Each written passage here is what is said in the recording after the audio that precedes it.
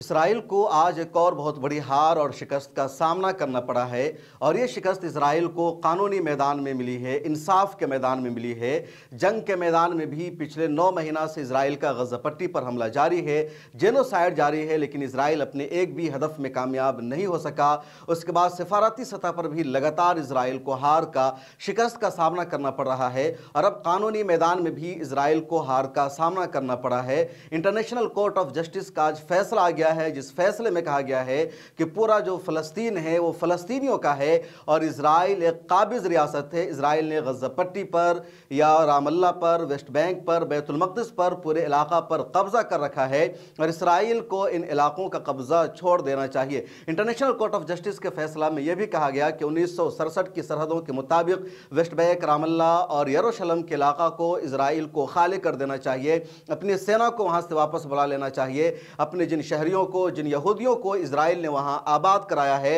ان کو بھی وہاں سے خالی کرا دینا چاہیے، فلسطینیوں کو وہاں بسنے دینا چاہیے، کیونکہ ان علاقوں پر اسرائیل کا جو قبضہ ہے وہ اللیگل ہے، غیر قانونی ہے، اور انٹرنیشنل کورٹ آف جسٹس کا فیصلہ بہت اہم رکھتا ہے۔ اسرائیل نے پوری کوشش کی کہ انٹرنیشنل کورٹ آف جسٹس کا فیصلہ اس کے حق میں آئے، اس کے فیور میں آئے، لیکن ایسا نہیں ہو سکا۔ فلسطینیوں کے حق میں انٹرنیشنل کورٹ آف جسٹس کا فیصلہ آیا ہے، اور جیسے ہی یہ فیصلہ آیا ہے، سعودی عرب نے، OIC نے، دنیا کے دوسرے ملکوں نے اس کا خیر مقدم کیا ہے۔ انٹرنیشنل کورٹ آف جسٹس نے اپنے فیصلہ میں یہ بھی کہا کہ دنیا کے تمام ممالک کو چاہیے کہ وہ انصاف کا ساتھ دے، فلسطینیوں کا ساتھ دے، اسرائیل پر دباؤ بنائے کہ وہ فلسطین کو ایک آزاد ریاست کے طور پر ابھرنے دے، فلسطین کو ایک آزاد ریاست اور خود مختار ریاست کا حق دیا جائے، اور اسرائیل اپنی سینا کو واپس بلا لے، ان علاقوں پر قبضہ اسرائیل ختم کرے۔ انٹرنیشنل کورٹ آف جسٹس نے اپنے فیصلہ میں یہ بھی کہا کہ اقوام متحدہ کی ذمہ داری ہے کہ پہلی فرصت میں وہ فلسطین کو ایک آزاد خود مختار ریاست کے طور پر تسلیم کرے،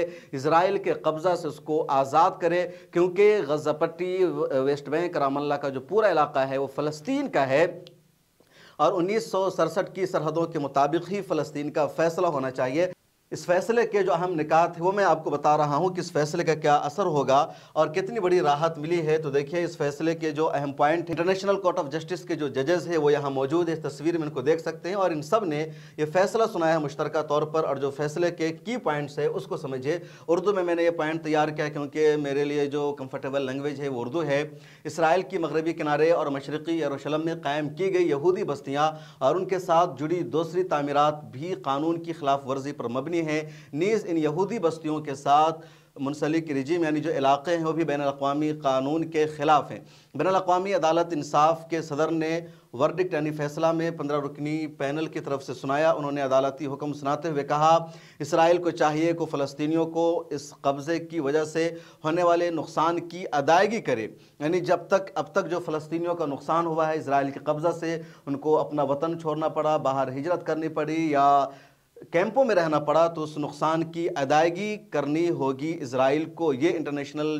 کورٹ آف جسٹس نے کہا۔ اس کے علاوہ یہ بھی کہا گیا ہے کہ اقوام متحدہ، اس کی جنرل اسمبلی، سلامتی کونسل اور اقوام متحدہ کے رکن تمام ملکوں کی ذمہ داری ہے کہ وہ اسرائیلی قبضے کو تسلیم نہ کریں اور اس قبضے کو برقرار رکھنے کے لیے اسرائیل کو کوئی بھی مدد یا حمایت نہ دیں۔ تو ایک بڑا فیصلہ ہے انٹرنیشنل کورٹ آف جسٹس کا۔ اس کے علاوہ یہ بھی کہا گیا، سب سے بڑی بین الاقوامی عدالت نے اس معاملے کا 2022 سے جائزہ لے رہی تھی۔ اس دوران 52 مختلف ملکوں نے اسرائیلی قبضے کے بارے میں اپنے ماہرین اور نمائندوں کے ذریعے عدالت کے سامنے اپنا موقف پیش کیا ہے۔ غزہ میں اسرائیلی جنگ اس کے بہت بعد میں 7 اکتوبر 2023 کو شروع ہوئی ہے، یعنی انٹرنیشنل کورٹ آف جسٹس میں یہ فیصلہ بہت پہلے سے چل رہا تھا، اس پر سنوائی ہو رہی تھی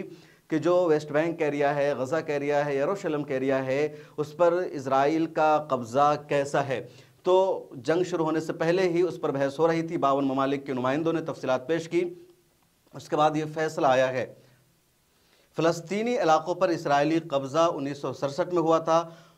ان میں مغربی کنارہ، مشرقی یروشلم اور غزہ کی پٹی شامل تھی۔ مقبوضہ ویسٹ بینک میں اسرائیل تب سے یہودی بستیوں کی تعمیر کر رہا ہے اور بتدریج بڑھا رہا ہے۔ اقوام متحدہ اور انٹرنیشنل برادری کے زیادہ تر طبقات اسرائیلی قبضے کو درست تسلیم نہیں کرتے ہیں۔ انٹرنیشنل عدالت نے بھی کہا ہے کہ اسرائیل کو تمام مقبوضہ علاقے خالی کرنے چاہیے اور اپنی ہر طرح کی ان علاقوں میں کی جا چکی تعمیرات ختم کرنی چاہیے۔ تو انٹرنیشنل کورٹ آف جسٹس کا یہ بہت بڑا فیصلہ ہے، اور سیدھے سیدھے کہا گیا ہے کہ اب تک جو نقصان ہوا ہے اس نقصان کا ہرجانہ دینا ہوگا، دنیا کے کسی بھی ملک کو تسلیم نہیں کرنا چاہیے۔ اقوام متحدہ کے جتنے شعبے، جتنے ادارے ہیں، خواہ وہ جنرل اسمبلی ہو، سلامتی کونسل ہو، اس کے تمام ممبرس ہو، ان سب کو چاہیے کہ اسرائیل کے قبضہ کو فلسطینی علاقوں میں تسلیم نہ کریں اور اسرائیل کو مجبور کرے کہ فلسطینی علاقوں کا قبضہ خالی کر دے۔ تو بہت بڑی سفارتی اور قانونی میدان میں اسرائیل کو ہار ملی ہے۔ اب دیکھنا یہ ہے کہ آگے کیا ہوتا ہے۔ حالانکہ اگر دیکھا جائے تو قانونی طور پر، اصولی طور پر اسرائیل اس فیصلہ پر عمل کرنے کا پابند نہیں ہے،